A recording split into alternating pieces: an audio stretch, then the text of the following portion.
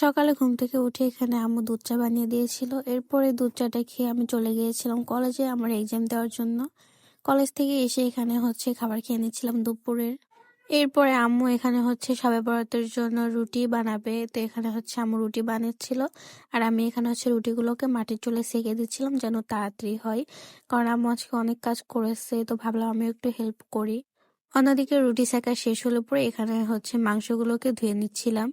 মাংসগুলো ধোয়া শেষ হলে এরপরে এখানে আম্মু হালুয়াটা বানিয়ে নিয়েছে। এরপরে আমি চলে আসি একটু পড়াশোনা করার জন্য, যেহেতু আমার এক্সাম চলতেছে। আর পড়ার মাঝে আমার তো কিছু খাইতেই হয় সব সময়। তো এখানে আমি মাইটি চিপসটা খাচ্ছিলাম। এই চিপসটা আমার অনেক পছন্দ। এরপরে দেখি আব্বু এখানে সমোসা নিয়ে আসছিল। এরপরে এখান থেকে একটা সমোসা খেয়েছিলাম। তো আমার আজকের ভিডিও এই পর্যন্ত। আমার ভিডিওটি কে কোন জায়গা থেকে দেখতেছেন অবশ্যই কমেন্ট করে জানাবেন। আর অবশ্যই লাইক, কমেন্ট আর শেয়ার করে পাশে থাকবেন। সবাই ভালো থাকবেন, সুস্থ থাকবেন। আল্লাহ হাফেজ সবাইকে।